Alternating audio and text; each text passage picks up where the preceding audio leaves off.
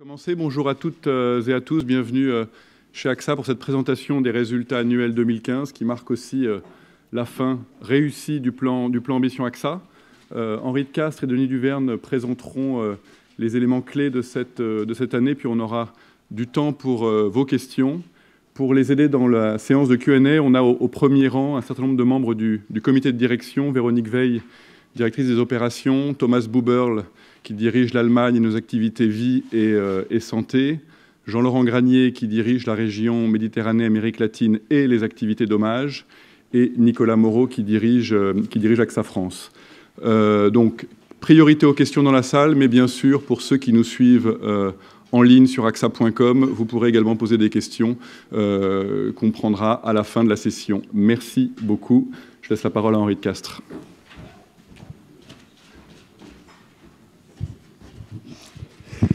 Bonjour à tous. Merci d'avoir choisi AXA dans une matinée qui est par ailleurs très chargée pour vous, parce que l'actualité est chargée, parce que beaucoup de gens présentent leurs résultats aujourd'hui. Comme vient de le dire Emmanuel, 2015 a été une année importante pour le groupe, à la fois parce que c'est une année où nous montrons, comme vous allez le voir, des résultats de très bonne qualité, et aussi parce que c'est la fin du plan Ambition AXA que nous avions lancé en 2010, et dont vous allez voir au fil de la présentation qu'il se conclut d'une façon que nous jugeons extrêmement satisfaisante. Alors pourquoi est-ce que 2015 est une belle année pour le groupe? Parce que nous atteignons un niveau record en matière de chiffre d'affaires, 99 milliards d'euros. On n'a pas tout à fait atteint 100 milliards, mais c'est quand même le chiffre d'affaires le plus élevé jamais atteint par le groupe. 5,6 milliards d'euros de résultats opérationnels en progression en termes de résultats publiés de 10%. C'est le résultat opérationnel le plus élevé jamais atteint par AXA. Un ratio de solvabilité à 205%, ce qui nous place de façon tout à fait satisfaisante par rapport à l'ensemble de nos concurrents européens au moment où cette nouvelle réglementation commence à s'appliquer et montre à quel point le bilan du groupe est solide et par conséquent à même de traverser la volatilité, les tempêtes, les crises de marché et le reste. Enfin, 103 millions de clients, ce qui montre ce qu'est la couverture globale du groupe dans l'ensemble de ses métiers. Tout ceci, c'est une base très solide, comme vous allez le voir, pour poursuivre ce que sera la transformation du groupe. Alors, un mot pour revenir, ou un peu plus qu'un mot, pour revenir sur Ambition AXA. Quand nous avons lancé Ambition AXA en 2010, nous avions la conviction qu'il fallait faire évoluer les choses, faire changer le groupe après la violente secousse de la crise financière sur 3 axes. Plus de sélectivité, parce que le groupe avait des activités importantes dans un grand nombre de marchés, de pays, mais avec parfois une présence sur un certain nombre de segments de métiers ou sur un certain nombre de géographies qui n'apportaient pas de perspective de croissance ou de profitabilité suffisante. Donc il nous fallait être plus sélectifs. Nous avions la volonté très ferme d'accélérer sur un certain nombre de sujets, sur des sujets de transformation interne, mais aussi en matière de rebalancement géographique du groupe pour prendre des positions plus importantes sur les marchés émergents qui nous semblaient devoir être des sources de croissance de long terme, même si nous savions qu'ils pouvaient apporter un peu plus de volatilité à court terme. Dernier point, nous avions conscience du fait que nos coûts étaient trop élevés et qu'il faudrait, si nous voulions rester compétitifs pour nos clients, baisser nos bases de coûts, générer un certain nombre d'économies, alors même qu'il faudrait réinvestir dans un certain nombre de technologies nouvelles, susceptibles de très sensiblement améliorer la qualité de l'offre aux clients, mais qui pour autant ont néanmoins un coût. Ces efforts ont porté leurs fruits, vous allez le voir au fil des pages que nous allons partager avec vous. Pourquoi?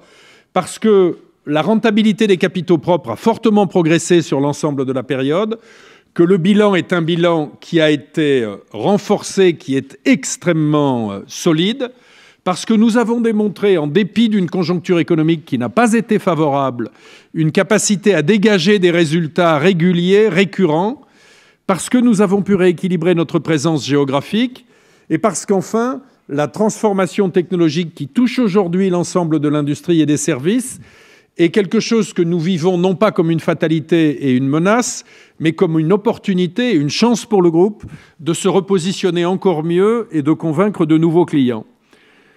Si l'on regarde ce qu'étaient les 4 objectifs financiers principaux de ce plan, on voit qu'ils ont été atteints ou dépassés. La croissance du résultat opérationnel par action sur 5 ans, elle a été de 7%. Et cela, encore une fois, alors même que ni les marchés boursiers, ni les marchés de taux d'intérêt n'ont évolué comme nous le pensions au début de la période. Ils ont connu une évolution beaucoup plus défavorable. La rentabilité des capitaux propres a été sensiblement améliorée. Le groupe a généré des cash flows qui étaient supérieurs aux attentes. Et enfin, nous avons assez sensiblement baissé nos ratios d'endettement. Donc c'est la marque d'un bilan d'un groupe qui fonctionne, qui vit, qui respire, qui est capable de générer une profitabilité et de la liquidité sur ses activités courantes, tout en continuant à réinvestir dans le futur et à se développer. La croissance, elle a été, conformément à ce qu'était le premier pilier d'Ambition AXA, à la fois sélective et durable. Sélective parce que si vous regardez, par exemple, les activités d'assurance vie et d'assurance santé du groupe, et si vous comparez, non pas sur un seul exercice, mais sur l'ensemble du plan, ce qu'est le business mix en début de période avec ce qu'il est en fin de période, vous voyez qu'il y a des évolutions notables et qu'il y a en particulier un basculement fort, même s'il a été progressif, vers les unités de compte et vers la prévoyance et la santé, qui sont 2 des segments du métier d'assurance vie et santé qu'il nous semblait nécessaire de développer parce que cela correspond aux besoins des clients et parce que ce sont des activités dans lesquelles nous trouvons des marges satisfaisantes. Et vous voyez que les chiffres sont assez parlants. Vous voyez aussi que les fonds généraux, qui représentaient à peu près un quart des affaires vie du groupe en 2010, aujourd'hui ne représentent plus que 13%. Pourquoi? À la fois parce qu'il nous semble que ces produits, dans la situation de taux d'intérêt d'aujourd'hui, présentent moins d'intérêt pour les clients, mais aussi qu'ils sont moins profitables pour nous. Ce basculement d'activité, il s'est fait tout en préservant la croissance. Regardez ce qui a été la croissance des affaires nouvelles sur l'ensemble de la période, et tout en améliorant les marges sur l'ensemble des segments, ce qui nous met aujourd'hui dans une position favorable, j'allais dire même très favorable, dans laquelle les marges en assurance vie ont progressé de moitié en 5 ans. Et donc, nous sommes dans une situation que nous jugeons comme solide pour aller vers l'étape suivante. En matière d'assurance dommages, 4% de croissance annuelle cumulée du chiffre d'affaires dommages, c'est une bonne progression dans un environnement dans lequel la croissance macroéconomique n'a pas été extrêmement favorable. Ceci en continuant d'améliorer les résultats techniques, puisque nous sommes à environ 96 de ratio combiné. Donc là aussi, la profitabilité des activités s'est accompagnée d'une croissance qui est restée soutenue. Le deuxième axe d'Ambition AXA, c'était la volonté d'accélérer dans un certain nombre de marchés, et en particulier dans les marchés émergents. Vous avez vu tout à l'heure l'accélération vers les unités de compte, l'accélération vers les santé, mais le repositionnement géographique du groupe a été fort, puisque nous avons, sur la période, investi un peu plus de 5 milliards d'euros sur les marchés émergents, essentiellement en Asie, où nous sommes devenus le premier assureur international en dommages, avec des positions qui sont maintenant très solides, où nous sommes le 3e assureur international en vie, au travers des opérations successives que nous avons pu faire en Chine, en Indonésie, en Inde, en Thaïlande, dans un certain nombre d'autres endroits. Un début de pénétration en Amérique latine. Nous sommes le 2e assureur dommages au Mexique, nous sommes le 3e assureur dommages. Alors, pardon, c'est pas seulement l'Amérique latine, c'est aussi le bassin méditerranéen et l'Afrique. Nous sommes le 3e assureur dommages en Turquie, nous sommes le 3e assureur au Nigeria. Donc là aussi, sur des marchés qui sont des marchés dans lesquels la classe moyenne est une classe moyenne nombreuse est en train d'émerger, nous avons pris des positions significatives. Le seul segment décevant de ce rebasculement géographique, ça a été l'Europe centrale et de l'Est, qui clairement, alors que nous considérions que cela pourrait être un axe de développement important en 2010, n'est pas aujourd'hui, de notre point de vue, un axe de développement essentiel. Nous avons renforcé nos activités en Pologne, mais nous avons, sur les autres marchés, réduit l'importance de nos efforts parce que nous pensons que les conditions ne sont pas réunies pour y être de manière durable dans une optique de croissance et de rentabilité. Mais au total, vous l'avez vu, un développement fort vers les marchés émergents et en particulier vers l'Asie, qui, quelles que soient les turbulences de court terme, est l'endroit du monde dans lequel l'essentiel de la richesse sera créé sur les générations qui viennent.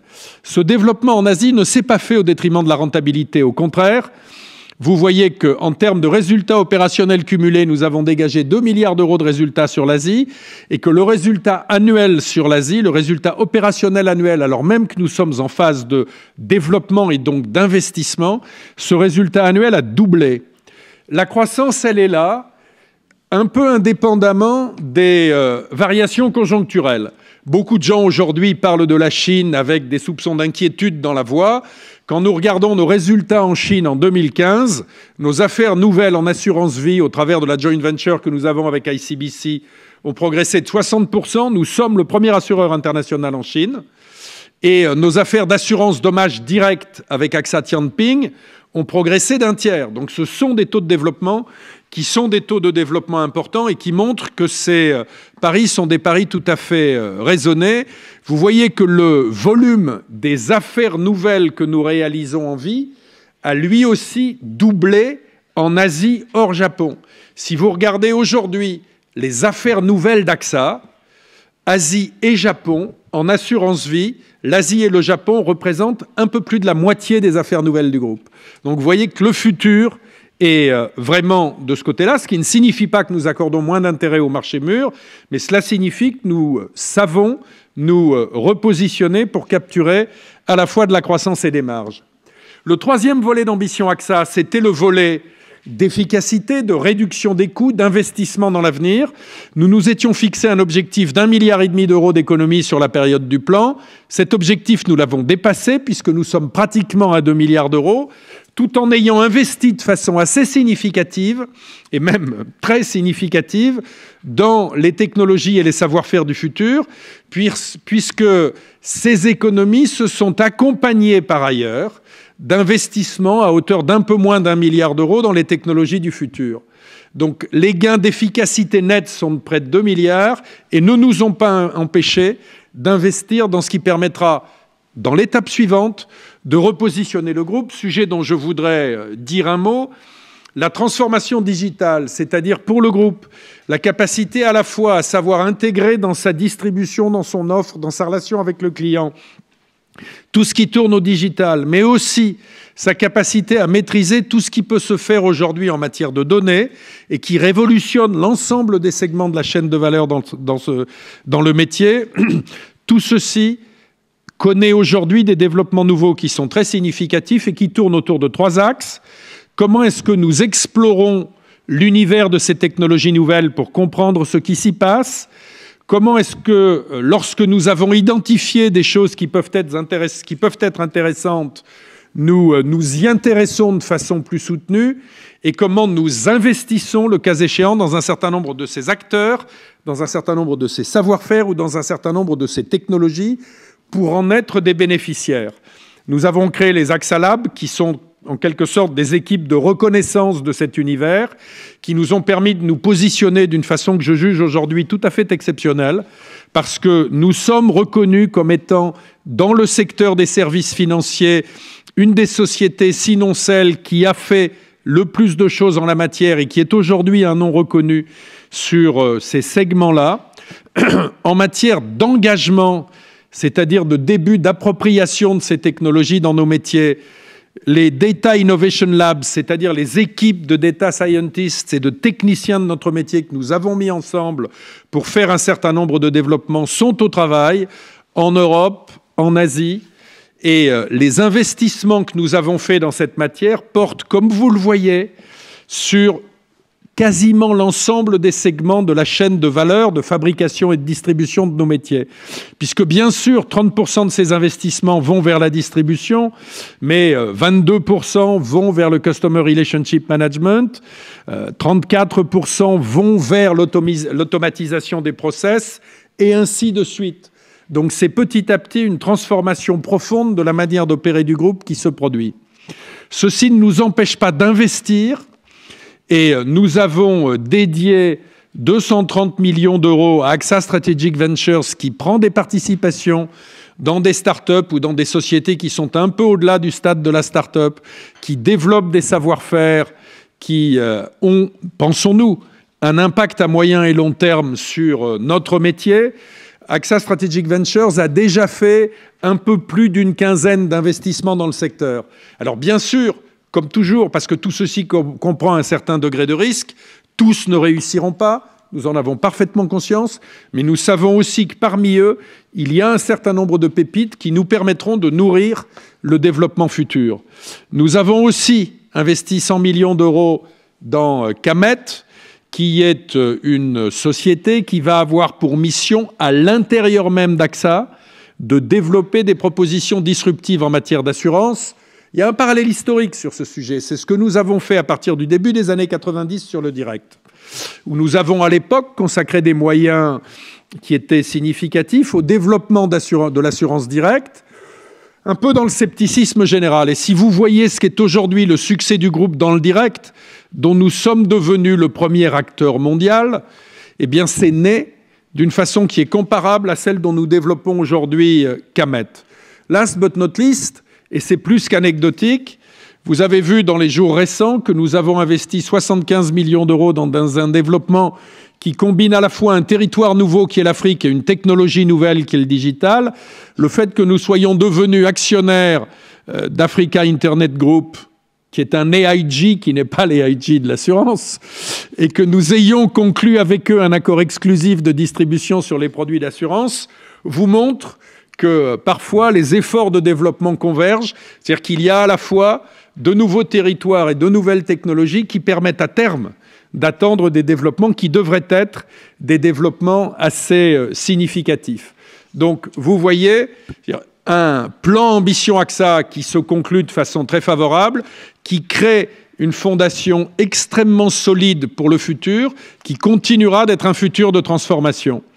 Nous avons voulu mettre là un espèce de spaghetti qui reflète qu'il se passe quelque chose quasiment tous les mois chez AXA. Et là, c'est simplement mois par mois, et je ne vais pas rentrer dans le détail, mais vous pourrez le regarder, vous, de façon un peu plus attentive, ce que nous avons fait au cours de l'exercice 2015.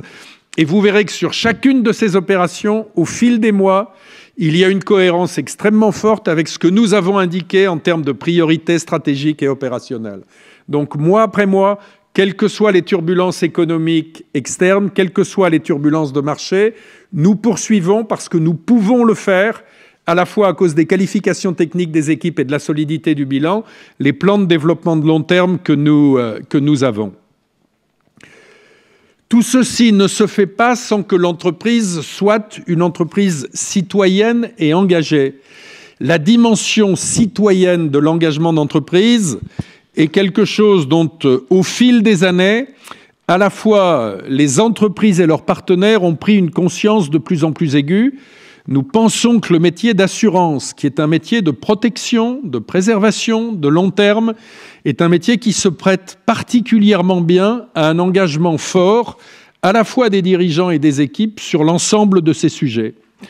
Et juste pour vous rappeler un certain nombre des innovations ou des initiatives marquantes que nous avons prises en 2015, je voudrais insister sur ce que nous avons dit sur nos investissements charbon, sur ce que nous avons dit sur notre empreinte carbone.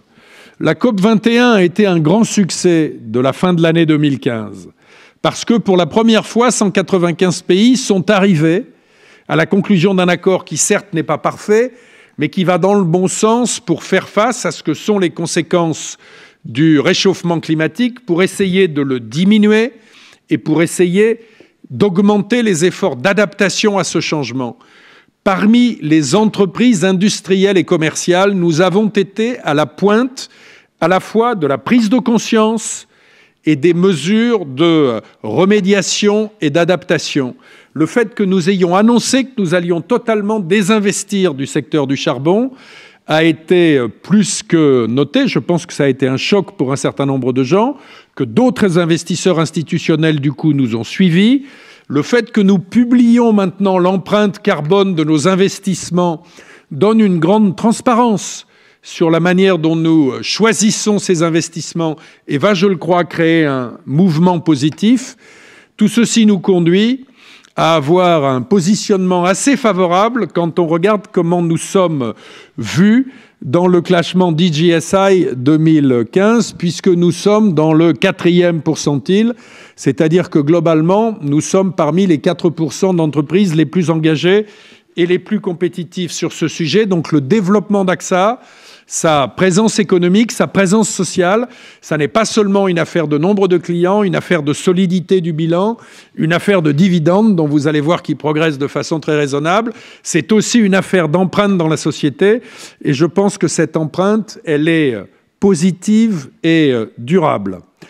Voilà ce que je voulais partager avec vous ce matin sur des résultats 2015 qui, encore une fois, sont, je crois, des résultats d'excellente qualité sur lesquels Denis va revenir dans davantage de détails.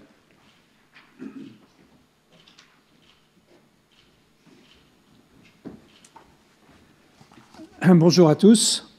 Je vais donc vous présenter les principaux chiffres s'agissant de l'activité d'AXA, en commençant par l'activité vie, épargne, retraite et santé. Et je voudrais d'abord revenir aux fondamentaux du métier. Nous sommes là pour protéger nos clients. Nos clients, en 2015, ont vu la valeur de leur épargne investie progresser de 19 milliards d'euros. Il s'agit à la fois de l'épargne en euros et de l'épargne en unité de compte. 19 milliards de progression dans des marchés, comme vous savez, qui sont affectés par la baisse des taux d'intérêt et des marchés actions un peu secoués. C'est un bon résultat. Nous avons aussi versé 12 milliards d'euros de prestations à nos clients en prévoyance et en santé, et 3 millions de nos clients ont bénéficié des services d'assistance santé via AXA Assistance.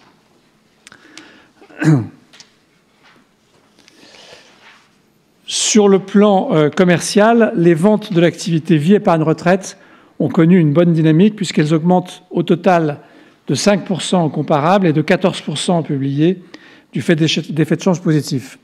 D'abord en prévoyance et santé, qui, comme vous l'a rappelé Henri de Castries tout à l'heure, est un des deux axes de développement. La croissance est de 4% en comparable. Elle s'explique par la progression de nos ventes en Asie du Sud-Est, Inde et en Chine, ainsi qu'en France. Sur les unités de compte, la progression est de 12%, 22% en publié, grâce au succès de nos produits en Europe continentale, au Japon et dans la région asiatique, encore une fois, ainsi qu'à une bonne dynamique commerciale au Royaume-Uni sur les contrats de retraite.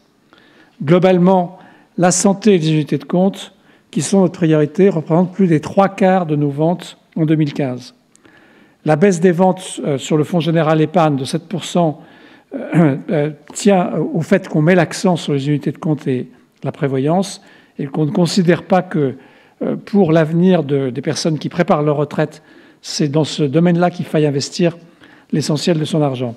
Enfin, sur les OPCVM et autres, la collecte a été à nouveau très positive avec une croissance de 7% en comparable et de 20% en publié, qui concerne principalement les États-Unis, mais aussi certains pays d'Europe.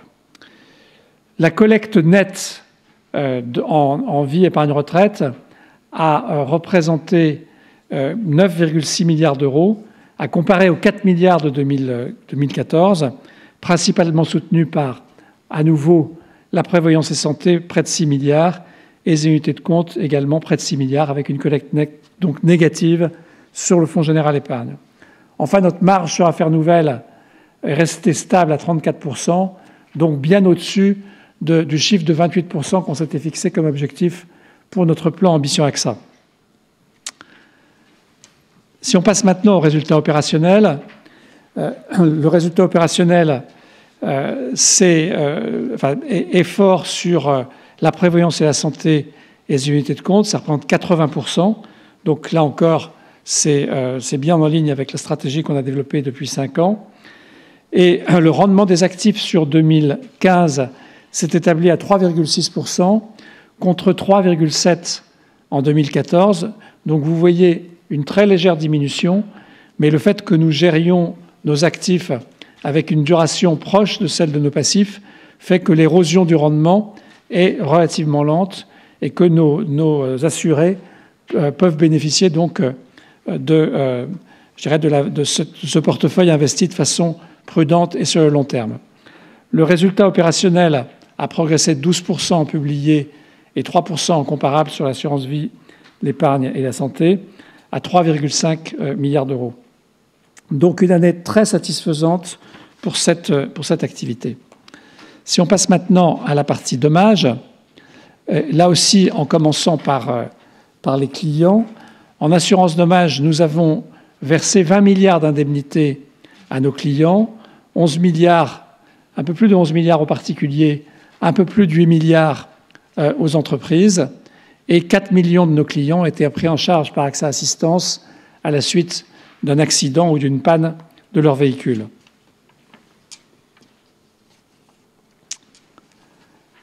Si on regarde maintenant le développement de l'activité dommages par marché, sur les marchés matures, on a eu une stabilité à change comparable et une progression de 4% en publié. Dans les marchés matures, on a eu une bonne performance du Royaume-Uni et de l'Irlande et de l'Asie et une moins bonne performance des autres territoires. Sur les marchés émergents, on a une progression qui est de 3% en comparable et de 9% en publié, avec une situation contractée, une très bonne progression en Asie, mais en revanche en Turquie, une stabilité du chiffre d'affaires qui est liée au fait que sur le portefeuille automobile, d'assurance au tiers, nous avons eu une évolution de la législation qui a été très défavorable et qui nous a conduit à augmenter très fortement nos prix. Entre le début 2015 et la fin 2015, nos prix pour l'assurance responsabilité civile, donc dommages au tiers, a doublé de prix sur la Turquie.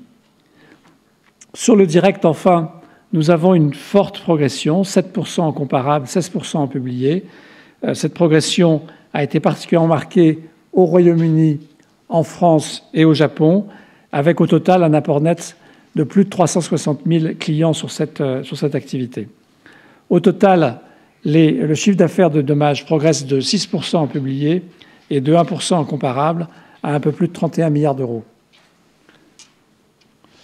En ce qui concerne le résultat de l'assurance dommages, vous voyez d'abord que le ratio combiné courant, c'est-à-dire celui qui mesure la performance courante, est passé de 97,5 à 97,3 et le ratio combiné tous exercices, celui qui est sur ce tableau, est passé de 96,9 à 96,2%, très proche de celui que nous avions prévu pour la fin de l'ambition AXA. On avait dit 96. Ce résultat est légèrement marqué cette année par la situation de la Turquie que j'ai évoquée, et hors cette situation de la Turquie, on serait à 95,6 en normalisant les catastrophes naturelles, puisqu'on a eu un peu moins de catastrophes naturelles en 2015 qu'en 2014. On a eu bien sûr les tempêtes allemandes Niklas et les tempêtes de la Côte d'Azur en France, mais au total, le coût des tempêtes a été inférieur au coût moyen des tempêtes sur AXA. Au total, le rendement de nos actifs s'établit aussi à 3,6% et le résultat opérationnel à un peu plus de 2,2 milliards d'euros est en progression de 3% en publié et en diminution de 1% à change comparable. Enfin, gestion d'actifs. D'abord, l'évolution de nos actifs sous gestion. Ils sont en hausse de 4% par rapport à la fin de l'année 2014. Au total, le groupe gère un peu plus de 1360 milliards d'euros, un montant en progression de 7% par rapport à l'année dernière. Nous bénéficions d'abord d'une collecte nette extrêmement positive, 45 milliards d'euros au total, dont 42 milliards pour AXA Investment Managers. je vais commenter plutôt ça sur le slide d'après. Donc AXA Investment Managers a une collecte qui est passée de 19 milliards à 42 milliards, dont 34 milliards qui viennent de nos joint ventures en Asie, et un peu plus de 30 milliards de ces 34 viennent de l'apport net en Chine, avec notre joint venture AXA SPDB, Shanghai Pudong Development Bank.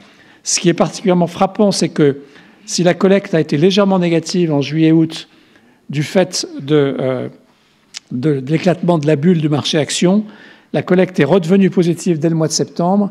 Il y a donc une épargne des particuliers qui reste très forte en Chine et dont nous bénéficions puisque nous sommes considérés comme le meilleur gestionnaire action du marché chinois. Chez AllianceBernstein, la collecte nette est restée positive à un niveau beaucoup plus faible de 3 milliards d'euros. Enfin, au total, le résultat opérationnel d'asset management est en progression de 1% en base comparable et de 14% en publié à 468 millions d'euros. Passons maintenant à la synthèse des résultats opérationnels. Résultats opérationnels par activité, vous voyez donc que ce résultat progresse de 2% en comparable et de 10% en publié. C'est, comme l'a dit Henri, le résultat opérationnel le plus élevé de notre histoire. Les activités d'assurance de biens et de personnes moins sensibles aux fluctuations des marchés financiers représentent 75%, un peu plus des 2 tiers du total, et l'épargne et la gestion d'actifs représentent à peu près le tiers. Résultat courant maintenant, donc intégrant les plus-values, est en progression de 2% en comparable et 9% en publié à un peu plus de 6 milliards d'euros. Et le résultat net, à 5,6 milliards d'euros, progresse de 3% en comparable et 12% en publié. Tout ça donc grâce à un niveau de résultat opérationnel très élevé. Les plus-values sont à peu près stables par rapport à l'année précédente. Les indicateurs maintenant de solidité financière, ils témoignent à nouveau de la très forte solidité du bilan du groupe. Les fonds propres progressent d'un peu plus de 3 milliards d'euros grâce à la progression du résultat et à des variations de change favorables. Le ratio de solvabilité 2 s'établit à 205% grâce, encore une fois, aux bons résultats. Et le ratio d'endettement se situe à 23%, donc en bas de la fourchette 25 à 23 qu'on avait affichée pour Ambition AXA. Donc on a réduit fortement notre endettement dans la période, ce qui est aussi une bonne chose. Enfin, sur les actifs du Fonds général, ces actifs atteignent 522 milliards d'euros, avec une très grande stabilité dans l'allocation d'actifs. Vous savez que cette allocation est guidée par le souci de faire correspondre les actifs avec nos engagements, et l'écart de duration entre les deux est resté de l'ordre d'1 an. Notre politique d'investissement est donc une politique d'investissement principalement obligataire, marquée par une grande continuité.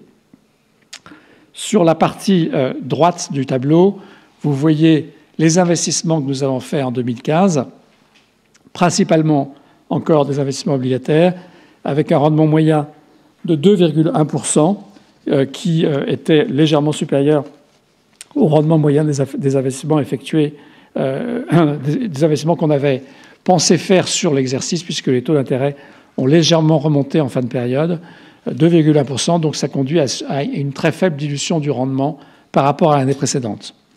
Enfin, et ça n'est pas la moindre information de cette présentation, le dividende a été porté de 95 centimes à 1,10 €, une progression de 16%, qui repose sur la progression du résultat courant, des cash flows opérationnels en hausse et un bilan très solide. Ça représente un taux de distribution de 47%. Je vous rappelle que début décembre, nous avions changé l'indication que nous avons donnée au marché sur notre politique de distribution de dividendes. Nous distribuions auparavant entre 40 et 50% notre résultat courant. Nous avons indiqué en décembre que, compte tenu de la solidité atteinte du bilan, on passerait à une fourchette de 45 à 50%. On a donc passé notre taux de distribution cette année de 45 à 47% du résultat. Je vous remercie de votre attention et je rends la parole à Henri de Castres.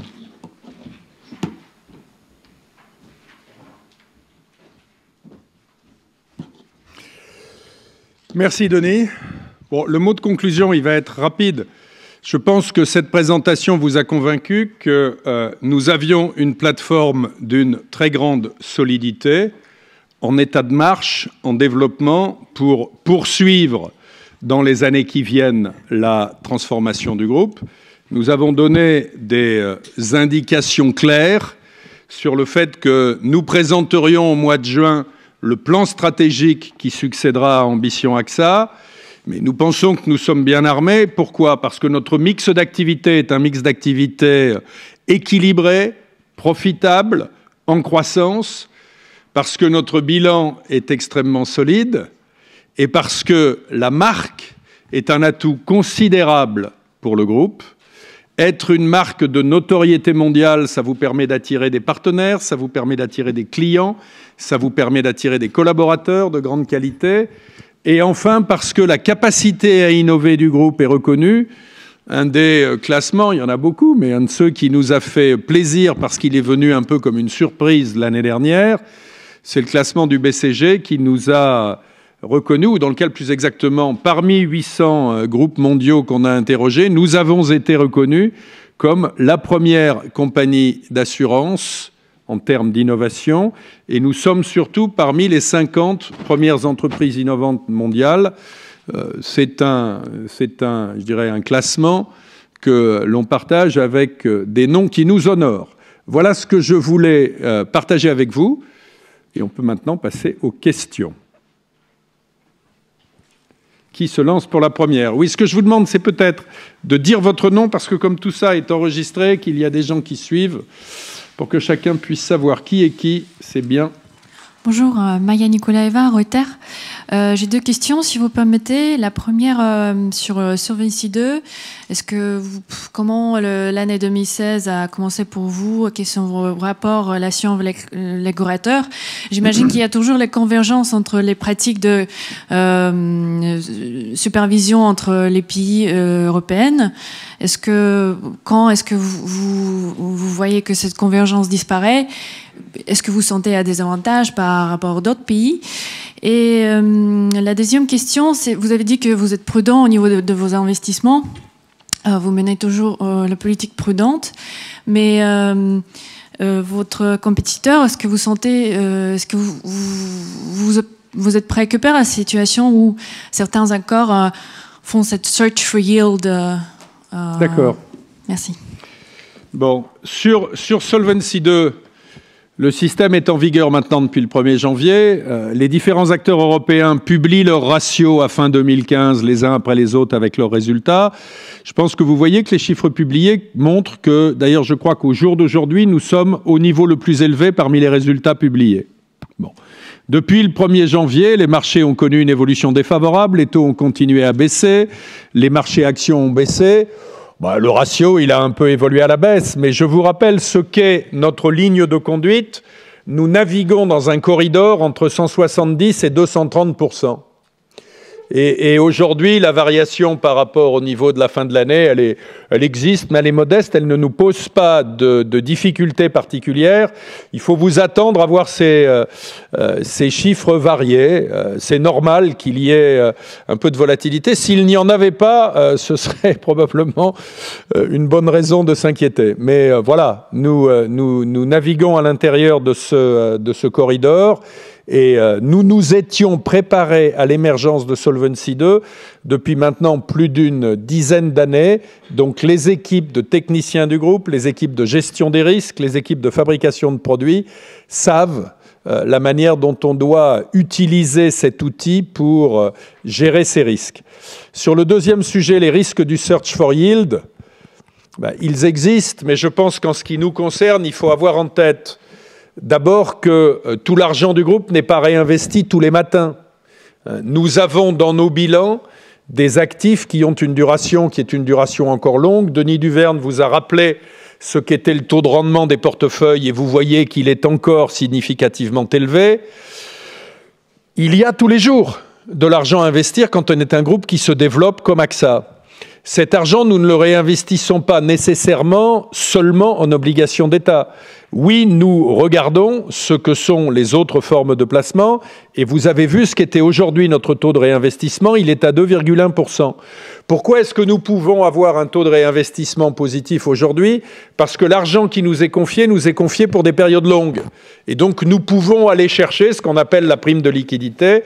La situation actuelle est une situation qui, sur le plan macroéconomique, conduit à des inquiétudes parce que des politiques ultra complaisantes en matière monétaire ont des conséquences de long terme.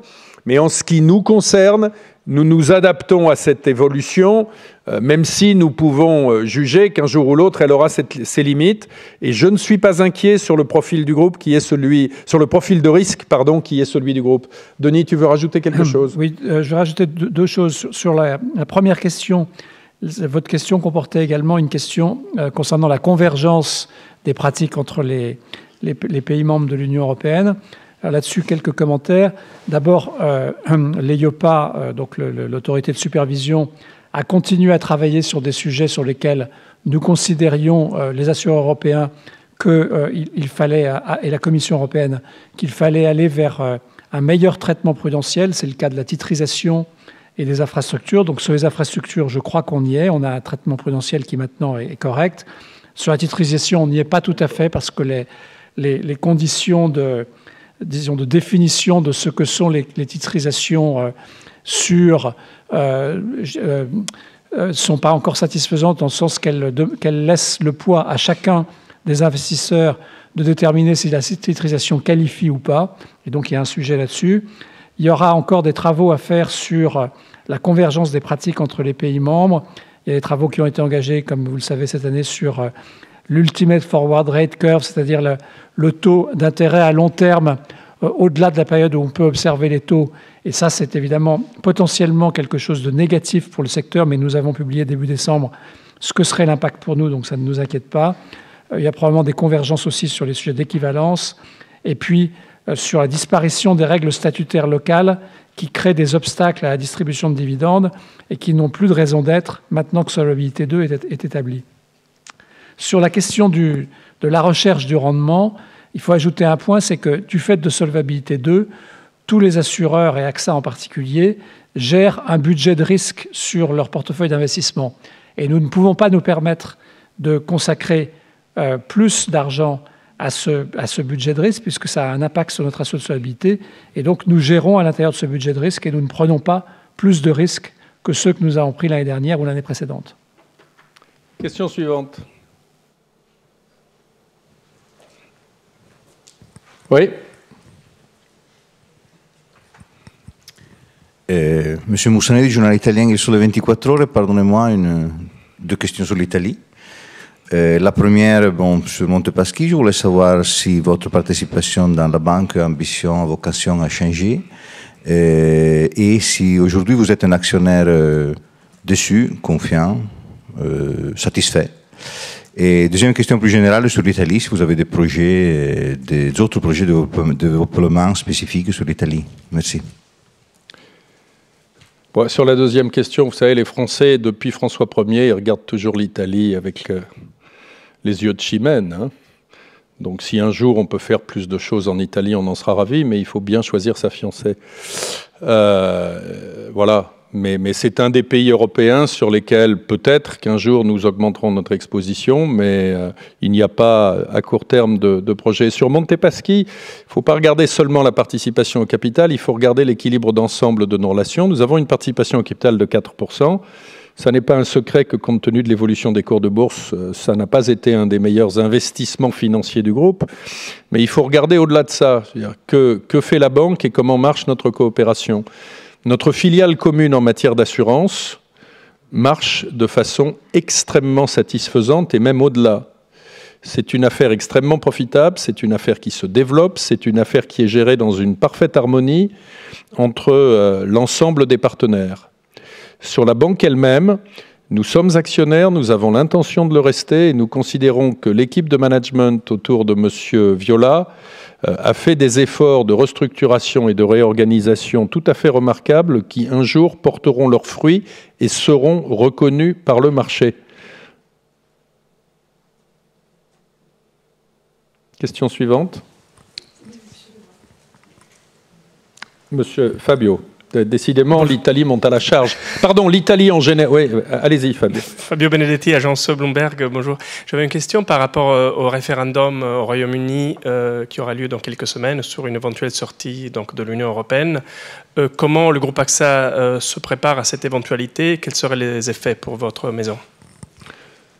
Le groupe AXA, d'abord, il a exprimé sa position puisque Paul Evans, qui est le patron d'AXA au Royaume-Uni et qui est aussi le président de l'Association des assureurs britanniques, a signé la tribune qu'ont signé un certain nombre de grands chefs d'entreprise britanniques en faveur du maintien de la Grande-Bretagne dans l'Union européenne. Donc nous pensons qu'il est de l'intérêt de la Grande-Bretagne et de l'intérêt de l'Union européenne que la Grande-Bretagne reste dans l'Union, parce que c'est un grand pays, parce que c'est un pays qui a toujours eu des stratégies économiques claires et parce qu'au moment où les menaces extérieures, qu'elles soient économiques ou sécuritaires, n'ont jamais été aussi nombreuses, l'idée de se diviser plutôt que de se réunir est quelque chose qui va contre le bon sens et contre l'intérêt des générations futures. Voilà. Question suivante.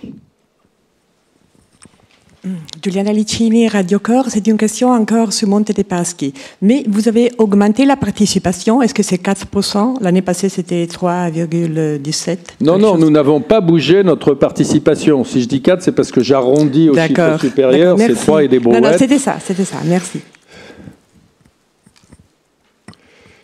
Oui, bonjour, Estelle Durand de l'Argus de l'Assurance. Dans le processus de transformation que vous nous avez décrit, quelle est l'incidence sur les métiers du groupe et sur l'effectif du groupe? Et peut-être une autre question sur l'Afrique. Il y a eu quelques opérations ces derniers mois sur ce continent. Comment vous comptez vous développer? Enfin, sur quelle activité, quelle modalité exactement en Afrique? Merci. D'accord. Sur l'Afrique, je demanderai tout à l'heure à Denis et à Jean-Laurent Granier de répondre.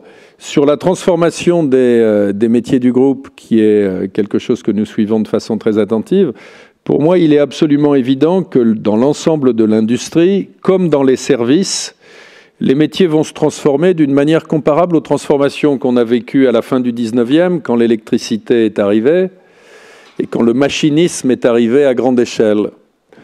C'est une révolution qui va avoir des effets profonds, c'est une révolution qui va se dérouler sur probablement une génération. Elle a des effets plus profonds que par le passé, parce qu'elle est plus globale et qu'elle sera probablement plus exponentielle. Comme toutes les révolutions, elle présente des aspects qui sont des challenges, elle présente aussi des aspects qui sont des opportunités. Une des forces d'AXA, c'est d'avoir des équipes qui sont des équipes très pointues sur le plan technique, que ce soit en matière de distribution, que ce soit en matière de fabrication de produits, que ce soit en matière d'organisation des processus. Notre challenge avec Véronique et avec les dirigeants qui sont au premier rang du groupe, c'est de faire comprendre à ces équipes que c'est précisément parce que tout marche bien aujourd'hui et parce que le groupe est en pleine forme et en croissance qu'il faut, sans appréhension, s'approprier les outils qui vont nous permettre de nous transformer. Parce que si nous ne faisons rien, nous perdrons les parts de marché que nous avons aujourd'hui. Si nous nous approprions ces outils, nous prendrons les parts de marché des autres, dans un monde qui va continuer de croître. Et il ne faut pas croire que nous n'avons aucune des qualifications qui sont nécessaires pour l'avenir. Nous avons des gens extrêmement bien formés, que nous avons besoin d'équiper d'outils nouveaux, que nous avons besoin de familiariser avec des outils plus précis, plus puissants. C'est une aventure qui est une aventure passionnante. Quand vous êtes aujourd'hui à l'intérieur du groupe un actuaire, et les actuaires, c'est, je dirais, la cheville ouvrière de l'innovation dans des groupes d'assurance. Les technologies nouvelles vous apportent juste du rêve, même si ce rêve nécessite un certain effort. Pourquoi est-ce qu'elles vous apportent juste du rêve? Parce que jamais vous n'avez eu accès à autant de données, si vous savez vous y prendre. Jamais vous n'avez eu autant d'outils puissants ou surpuissants pour traiter ces données. Et donc jamais vous n'avez pu laisser autant libre cours à votre créativité, à votre imagination. Si vous savez l'organiser, si vous savez la discipliner et si vous savez la diriger vers un but. Donc voilà, il y a des métiers qui sans doute un jour disparaîtront. Comme en matière agricole, les faucheurs ont disparu. Il y a des outils qui changent. Aujourd'hui, on ne moissonne plus à la faucille. On ne laboure plus avec un bœuf et une charrue. Bon. Mais ça ne veut pas dire que l'essence du métier va changer. L'essence de ce métier demeure. Et notre rôle en tant que dirigeant du groupe, c'est le plus vite possible de comprendre de quelle manière nous allons pouvoir nous approprier ces outils et ces techniques nouvelles pour les mettre au service de la transformation du groupe, c'est-à-dire à la fin de la satisfaction des clients. Je n'ai pas d'appréhension sur le sujet. Sur l'Afrique, qui ouvre le feu le premier? Jean-Laurent. Oui, bonjour. Donc sur l'Afrique, comme ça a été rappelé dans la présentation, nous avons poursuivi nos investissements en 2015. Plusieurs éléments importants sont à noter. Nous avions une présence historique dans l'Afrique francophone, sur 4 pays de l'Afrique francophone, autour du Sénégal, Gabon, Cameroun et Côte d'Ivoire. Et maintenant, nous sommes rentrés dans l'Afrique anglophone, dans un investissement dans la société Mansart, qui est devenue AXA Mansart, et qui fait de nous le 3e assureur au Nigeria, ce qui nous permet d'opérer dans l'ensemble des lignes de métier, que ce soit en assurance dommage, en assurance vie et pension ou en assurance santé. Nous avons de fortes ambitions de développement à partir de cette société qui d'ailleurs est dotée d'une équipe de management autour de Tosin Runsewe tout à fait remarquable. Nous avons également poursuivi notre développement en Afrique du Nord avec l'Égypte et l'Algérie. L'Algérie, c'est une histoire qui a commencé il y a 4 ans et nous avons la satisfaction d'avoir l'une de nos 2 sociétés, la société Vie, qui est déjà break-even, c'est-à-dire qui passe un résultat positif cette année, et ce sera le cas l'année prochaine pour la société Dommage, qui respecte son plan de développement. Et en Égypte, nous avons créé également une société de toutes pièces. Nous avons conclu un accord avec la banque CIB pour développer des activités à la fois en assurance vie et plus tard en assurance et rapidement en tout cas en assurance santé et dommages. Et enfin, dernier point que je voulais de mon côté souligner, au-delà bien sûr de notre présence historique au Maroc, c'est le fait que nous avons investi dans Africaré, qui est une société importante de réassurance qui a été créée par un certain nombre de gouvernements africains, et nous sommes un des premiers investisseurs privés à avoir été invités au capital de cette société. Nous avons désormais une participation de 7%, et ça nous donne, je dirais, dans la communauté d'assurance en Afrique, une position importante, parce que ça nous permet d'être connectés avec l'ensemble des marchés et d'avoir une vision de long terme sur l'évolution et le potentiel de ces marchés dont nous pensons qu'il est fort important. Je vais juste ajouter 2 choses. L'Afrique, c'est à la fois donc un développement sur je dirais, les canaux de distribution traditionnels et dans les économies les plus peuplées que sont le Nigeria et l'Égypte, mais c'est aussi, nous pensons, une opportunité, comme on le voit dans d'autres industries en Afrique, de leverager, d'utiliser les nouvelles technologies. Henri vous a beaucoup parlé de notre investissement dans Africa Internet Group, mais nous développons également l'assurance paramétrique, dans laquelle, au lieu de payer une indemnité en cas de perte de récolte sur la base de la visite du champ, on paye en fonction des photos satellites qui montrent s'il y a eu une sécheresse ou s'il y a eu un excès de pluviométrie. On développe également la micro-assurance. Vous avez vu qu'on avait pris une participation de 46% dans Micro-Insure, qui est un des premiers courtiers internationaux en matière de micro-assurance, et qui se développe notamment dans l'assurance par smartphone et qui permet d'atteindre, avec des coûts de distribution très bas, des populations beaucoup plus vastes. Donc l'Afrique, c'est aussi le développement avec les nouvelles technologies et dans le digital, en lien avec la stratégie qu'on vous a mentionnée par ailleurs. Question suivante. Oui. Bonjour Lionel Garnier, Le Revenu. J'ai 2 questions, s'il vous plaît. Vous montriez le poids du développement en Asie et demain en Afrique, en Amérique latine. Compte tenu de la maturité et de la profondeur des marchés financiers dans ces zones-là, est-ce que ça vous pose des contraintes particulières d'investissement et de matching entre vos passifs et vos actifs? Et comment est-ce que vous gérez ça en fonction de votre appétit pour le risque. Et deuxième question, en début de présentation, vous avez indiqué qu'entre 2010 et 2015, grosso modo sur la région Méditerranée, Amérique latine, vous aviez, c'était un début. Est-ce que le début, c'est parce que vous allez vraiment mettre encore l'accent sur l'Afrique, ou est-ce que vous pensiez plutôt à la zone Amérique latine, et notamment au Brésil, sur lequel vous avez fait des initiatives? À quel degré vous en êtes de développement sur cette zone? Merci. Denis va répondre à la première question. Sur le développement, enfin, Méditerranée, Amérique latine, et Jean-Laurent est là et pourrait en parler plus longuement. Nous sommes le deuxième assureur au Mexique, c'est l'affaire que nous avons rachetée à ING. C'est pas une position négligeable, hein, et c'est un marché qui est très corrélé au marché américain. Nous avons une position très significative maintenant en Colombie.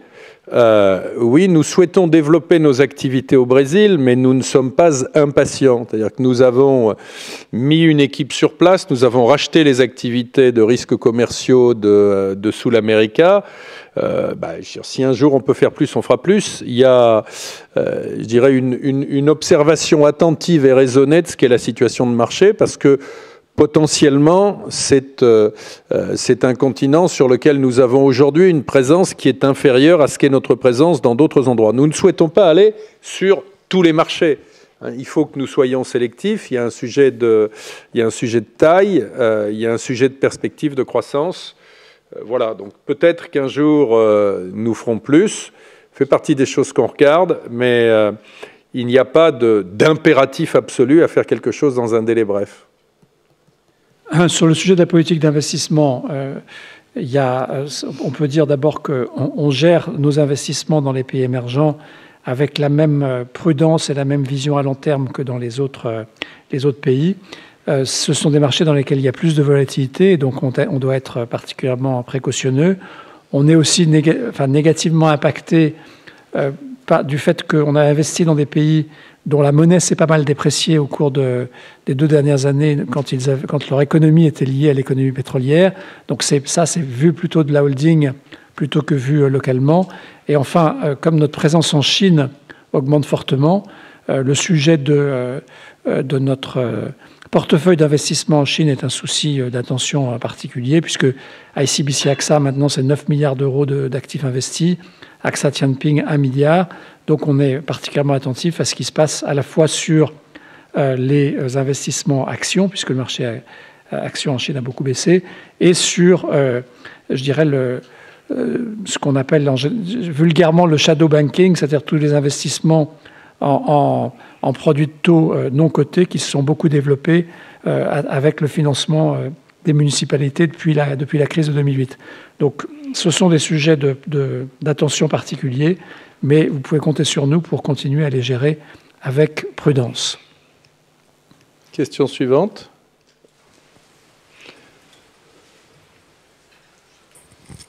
Bonjour, Chiara Rancati, l'agence ANSA. Une autre question de l'Italie. Quels sont vos rapports avec votre collègue italien Generali, et plus en général sur l'Europe? Est-ce que vous croyez il y a des opportunités de consolidation pour le secteur des assurances? Merci. Nos rapports sont des rapports de confraternité amicale et distante. Alors ensuite, est-ce qu'il y aura de la consolidation en Europe? On verra. Vous savez, aujourd'hui, le sujet, ce n'est pas un sujet de taille. Quand vous êtes comme AXA à 99 milliards d'euros de chiffre d'affaires et dans une 60aine de pays, le sujet, ça n'est pas la taille, c'est la transformation. Question suivante.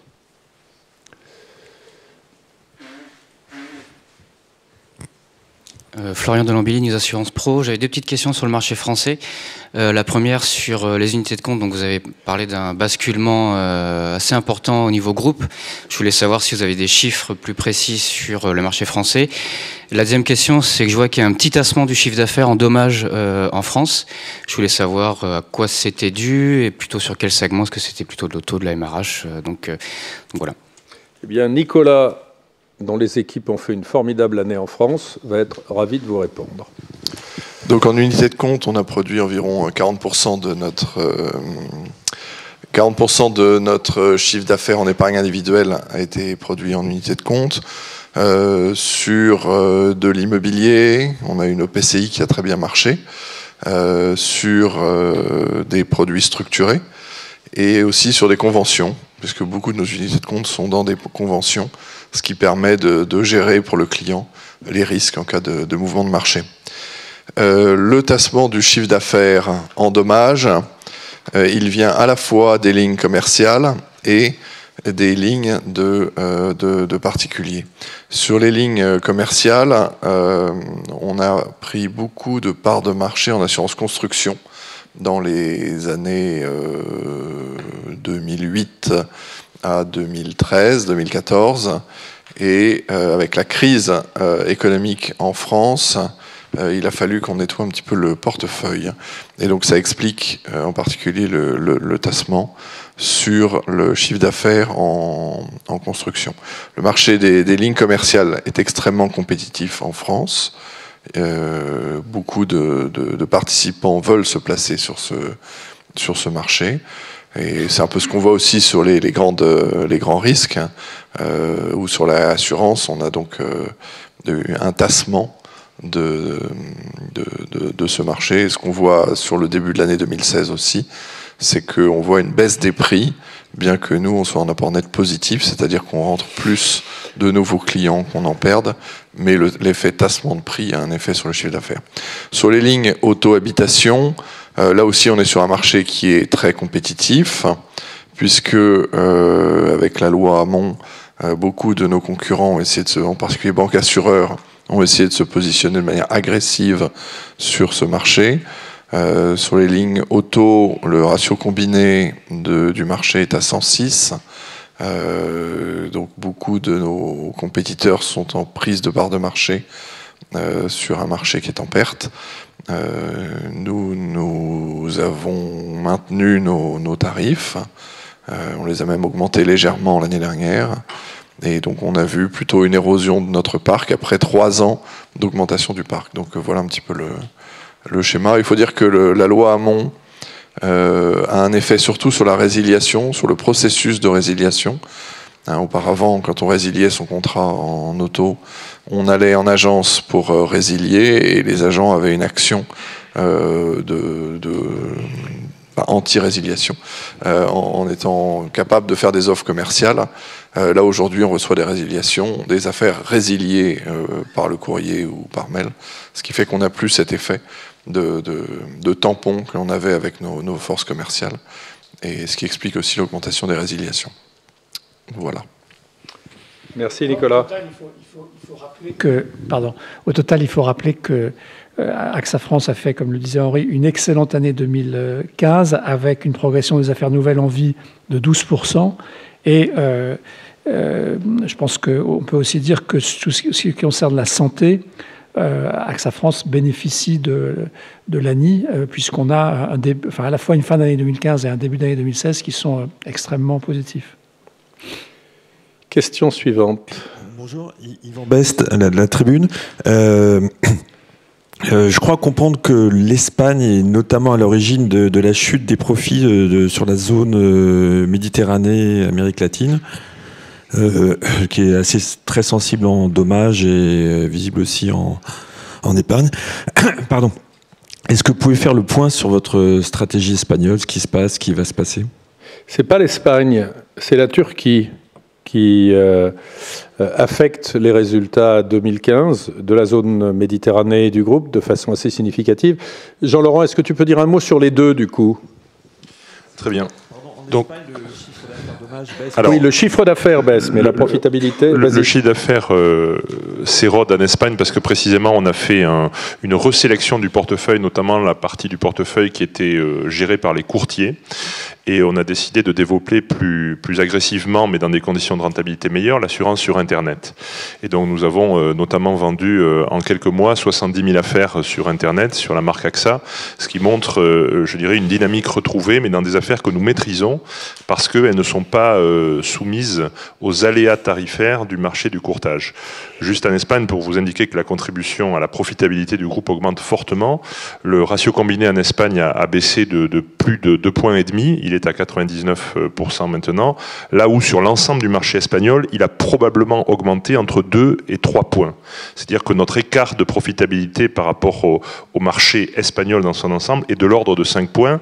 Et un peu à l'image de ce que Nicolas décrivait, il y a une compétition absolument excessive en Espagne, notamment dirigée par certains agrégateurs, qui conduit à cette détérioration de la profitabilité du marché. Donc ne confondons pas le chiffre d'affaires et la contribution à la profitabilité. Et nous, ce que nous voulons, c'est choisir nos segments d'activité, notamment lorsque nous développons par des moyens digitaux de l'assurance sur Internet. Et ce segment-là est en forte croissance, que ce soit dans la filiale Direct Seguros ou dans la filiale AXA Seguros en Espagne. Donc ça, c'est la profitabilité espagnole. En Turquie, alors le sujet est tout à fait différent.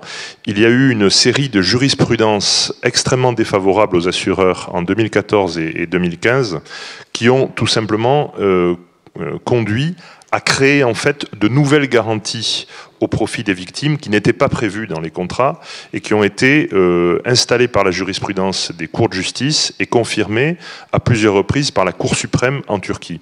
Ceci pose un problème très considérable à l'ensemble du marché turc. En face de ce problème et en tant qu'assureur, ce que nous avons fait, c'est que nous avons constitué des provisions. Nous avons fortement provisionné notre activité en Turquie et l'impact au niveau du groupe est de quasiment 1 point de ratio combiné sur l'ensemble du groupe. C'est significatif, très significatif. Ça ne change pas notre vision à long terme sur le potentiel de ce marché, mais ça veut dire qu'aujourd'hui, il y a un véritable problème de conditions d'exercice de l'assurance de responsabilité civile en Turquie.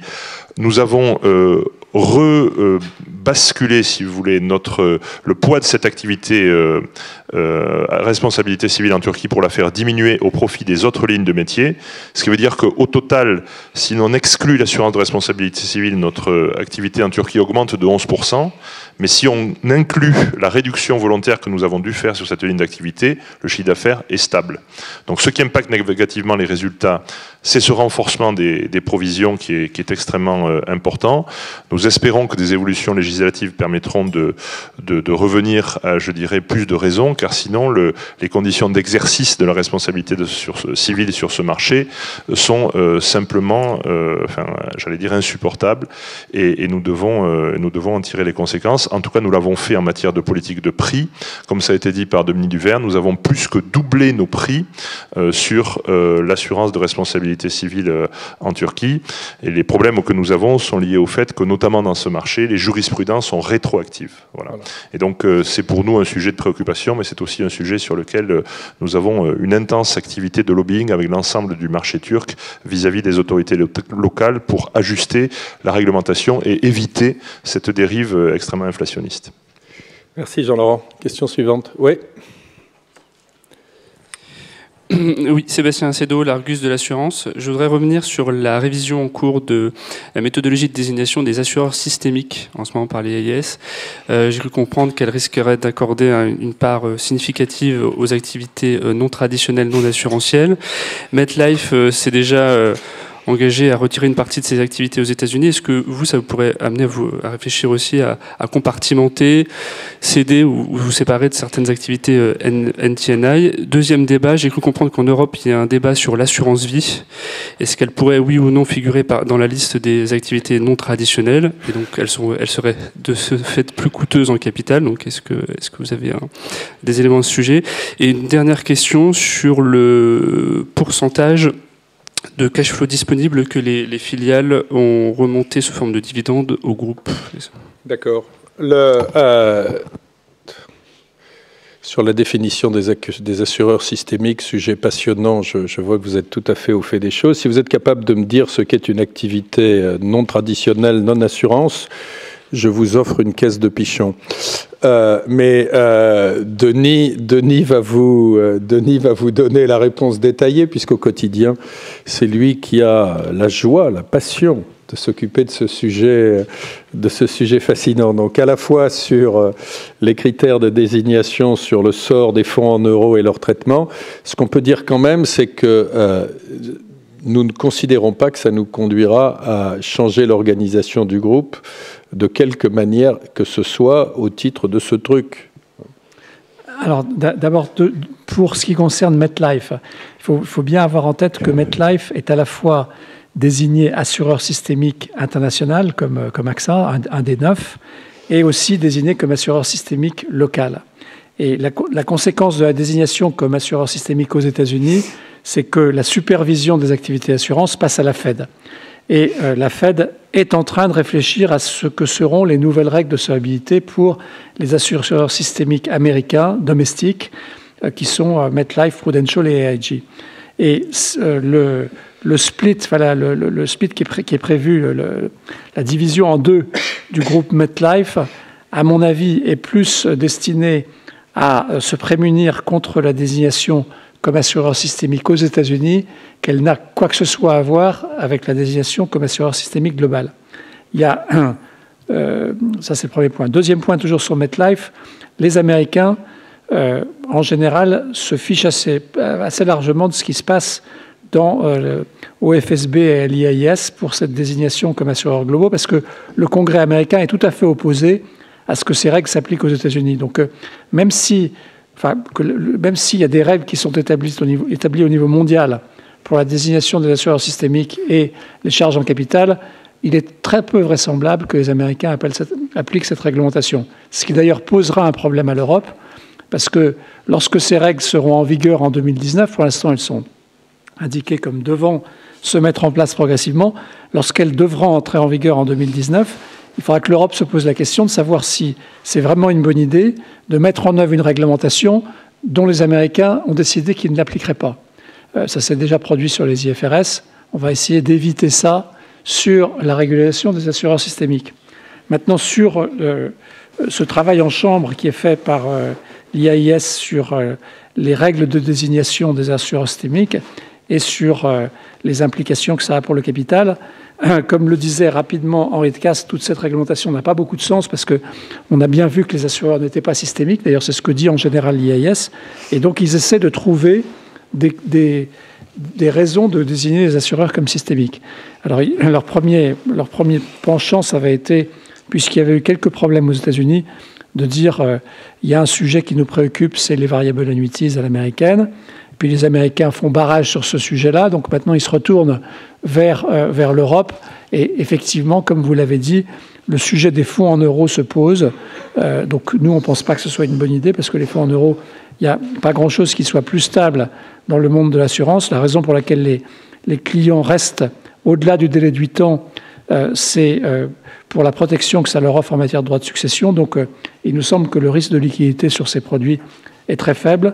Et donc nous allons nous battre pour éviter qu'on arrive à la situation paradoxale qu'on considère que le seul produit dangereux dans le monde, ce serait les fonds en euros français.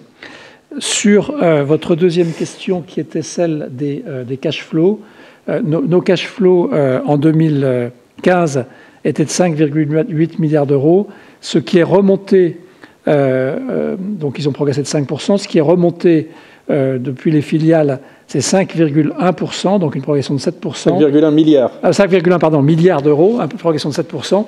Et ça fait un taux de ce qu'on appelle un remittance ratio, donc un taux de remontée des cash flows de 87%, alors qu'on avait une fourchette indicative qui était de 75 à 85. On est donc au-delà de cette fourchette pour la remontée des dividendes et remboursements de prêts de la part de nos filiales. Voilà. Ce qu'on peut dire sur cette affaire des assureurs systémiques, c'est qu'il avait été question de mettre les réassureurs dedans, ce qui est assez logique, et curieusement, le débat a disparu, parce que s'il fallait en mettre un, le premier d'entre eux serait américain, c'est Berkshire Hathaway. Comme les Américains ne veulent pas que Berkshire soit sur la liste, on n'en parle donc plus. La deuxième chose qu'il faut dire, c'est que l'Europe, elle a un système qui s'appelle Solvency II, que le seul risque que nous ayons, c'est que se développe à côté de Solvency II un système qui ne soit pas compatible avec Solvency II. Parce que là, ça signifierait piloter un avion avec 2 manches. C'est un peu compliqué. Question suivante. Ouais. Bonjour, Mathieu Protard de Reuters.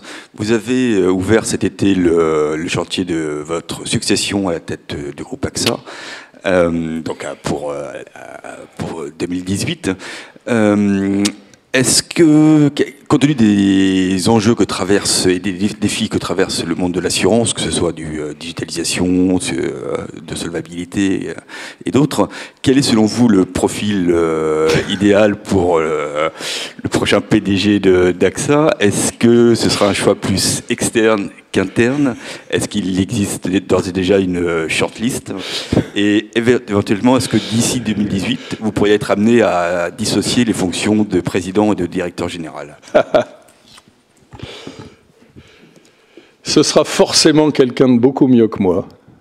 Point numéro 1. Point numéro 2, vous pouvez faire confiance au groupe, qui est un groupe qui réfléchit sur son long terme, qui est un groupe qui a des équipes qui sont extraordinairement solides et dont je suis fier chaque matin et chaque soir pour gérer ce dossier avec professionnalisme, discrétion. Voilà. Question suivante.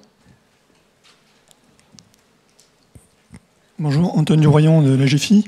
Une question sur le digital. On a vu que Google venait de retirer son service de comparaison de services financiers, mais est-ce qu'à moyen ou long terme, vous craignez que les GAFA viennent capter une partie de la chaîne de valeur sur le métier de l'assurance? Je suis content que vous posiez cette question. Elle est formidable. Elle montre que le savoir-faire métier, même en face de technologies nouvelles, c'est quelque chose qui a de la valeur. Google est un acteur remarquable, c'est une entreprise qui a su innover de façon spectaculaire, c'est une entreprise qui continue de se développer. Mais nous n'avons pas à rougir de notre technicité, de nos savoir-faire. Si en ayant consacré tous les moyens qu'ils y ont consacrés, ils renoncent, c'est bien que nous devons avoir quelques avantages compétitifs. Et donc, ça permet de contrer le discours un peu bené qui consiste à dire que Google sera maître du monde. On leur souhaite infiniment de succès. On a des coopérations tout à fait intéressantes avec eux.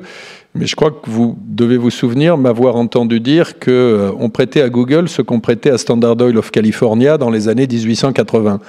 C'est-à-dire, comme ils sont à la pointe de l'innovation, de la technologie, d'activités nouvelles, ils vont s'emparer de l'ensemble du monde. La vie est plus compliquée que ça. Et je pense que ce qui va se passer, je reviens sur le terme d'appropriation, c'est selon la vitesse à laquelle les différents secteurs de l'économie industrielle et des services vont s'approprier les technologies nouvelles sans en avoir peur, eh bien, selon cette vitesse, ils survivront ou ils disparaîtront.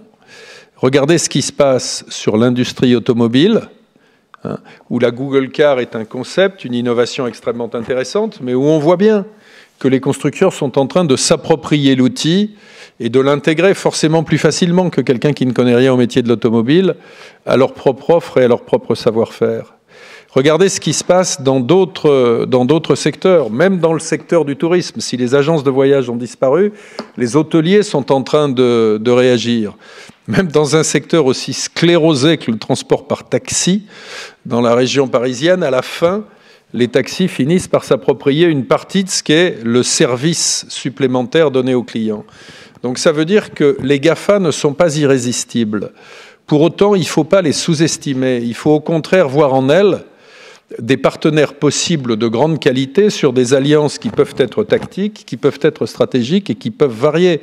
Nous avons à apprendre mutuellement les uns des autres parce qu'à la fin, notre objectif ultime, c'est de servir le client mieux qu'avant. Oui. Pardon, une question qui ne concerne pas AXA, ou en tout cas pas directement. Je voulais avoir votre opinion sur le projet de réforme du marché du travail et si, à votre avis, il sera approuvé dans sa version actuelle. Merci. Vous savez, pour savoir si le projet sera approuvé dans sa version actuelle, je pense que compte tenu de l'intérêt et de la profondeur des débats qu'il suscite, il faut savoir attendre un peu. Maintenant, sur la nature même du projet, tout le monde sait qu'un des désavantages compétitifs structurels de la France, qui lui coûte phénoménalement cher, non seulement en termes financiers, mais en termes sociaux, c'est la rigidité de son droit du travail, qui fait que nous sommes dans une société à deux vitesses, dans laquelle il y a des gens qui ont des emplois stables, voire à vie, la fonction publique et en général les salariés des grandes entreprises, et des gens qui sont aux marges du marché du travail et qui sont dans la précarité. On ne peut pas non plus ne pas constater que notre taux de chômage, il est maintenant plus élevé que celui, parfois le double, de celui de nos principaux voisins économiques, comme l'Allemagne ou comme l'Angleterre.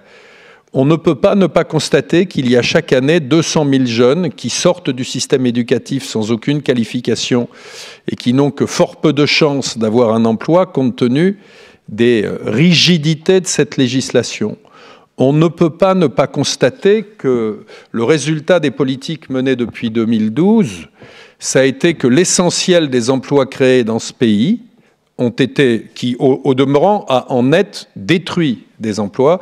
L'essentiel des emplois créés dans le pays depuis 2012, ce sont des emplois publics subventionnés et pas des emplois privés marchands. Alors, quand un gouvernement a le courage de mettre sur la table un texte qui propose de changer cela, et quand ceux qui semblent s'opposer avec beaucoup de vigueur à ce texte sont ceux qui, par des textes différents, ont sapé la compétitivité de ce pays depuis des années, eh bien, on ne peut pas ne pas arriver à la conclusion que ce texte a sans doute des vertus et qu'il serait donc de bon augure de le voir prospérer. D'ailleurs, une des raisons pour lesquelles la situation se redresse en Italie, c'est que M. Renzi, qui ne passe pas pour un libéral effréné ni pour un homme de droite, a su bousculer un certain nombre de tabous, un certain nombre de dogmes, et a su faire en sorte que la législation sur le travail change, ce qui commence à produire quelques effets. Alors il y a des questions, je crois, qui nous viennent de ceux qui assistent à cette conférence sur le web. We have 3 questions from Herbert Fromm from Süddeutsche Zeitung. First question is, can you enlighten us on your succession planning for your top management, CEO and CFO? Pour celle de votre équipe de direction générale, est-ce que vous allez parler du plan stratégique maintenant ou au mois de juin? Nous avons vu des consolidations sur certains marchés matures. Seriez-vous intéressé à reprendre Zurich, par exemple? Et troisième question, comment allez-vous pouvoir augmenter votre part de marché décevante en Allemagne? Je pense avoir répondu aux deux premières questions, mais puisque je ne veux pas décevoir notre ami Herbert Fromm, je vais reprendre ça. Vous connaissez l'histoire entre un actuaire ordinaire et un actuaire sicilien. L'actuaire normal vous donnera des probabilités et des prévisions de mortalité. Et l'actuaire corse vous donnera le nom, les dates et les lieux. Et donc moi, dans ce cas précis, je vais jouer l'actuaire normal et je deviendrai corse avec le temps. Voilà, c'est la réponse à la première question. Deuxième question. En ce qui concerne la consolidation et en ce qui concerne Zurich, je ne pense pas que Zurich soit à vendre. Et deuxièmement, je pense avoir déjà répondu clairement à cette question, puisque il me semble que l'opportunité clé, le défi clé pour le groupe, c'est de se transformer lui-même d'un point de vue opérationnel. Être plus efficace à utiliser les nouvelles technologies. Ça ne veut pas dire que nous allons faire des acquisitions à droite à gauche pour étendre le périmètre de nos activités, mais pourquoi irions-nous acquérir des cibles traditionnelles, et encore si elles sont à vendre, s'il s'agit d'entreprises traditionnelles, et si justement le défi et l'opportunité majeure sont la transformation profonde de vos propres opérations qui vous permet de reprendre des parts de marché sans avoir acheté des bilans. C'est une question intéressante. En Allemagne, à l'opposé de ce que pense M. Fromm, puisque Thomas Buberl est dans cette salle, je vais lui demander de répondre à cette question et de vous donner une idée de ce que nous faisons et pourquoi nous pensons que nos opérations là-bas sont fortes. Oui, merci beaucoup, Henri. Je suis d'accord. La part de marché n'est pas du tout décevante parce qu'il y a toujours des améliorations possibles. Et depuis quelques années, nous avons de façon significative réorienté l'entreprise vers l'avenir, vers plus de lignes d'entreprise et également pour des particuliers. Et je pense que nous allons pouvoir travailler en faveur de produits supplémentaires qui a amené un gain de part de marché, en tout cas dans cette dernière année écoulée. Et nous allons maintenant utiliser cette base de lancement parce que je suis d'accord, on peut tout à fait bien améliorer notre position en Allemagne. Merci Thomas. Une question ? Oui, allez-y. Une question d'Edouard Lederer des Échos. Êtes-vous directement exposé au pétrole et quel est l'impact ? Nous sommes modestement exposés au pétrole parmi les 500 milliards d'euros de fonds généraux.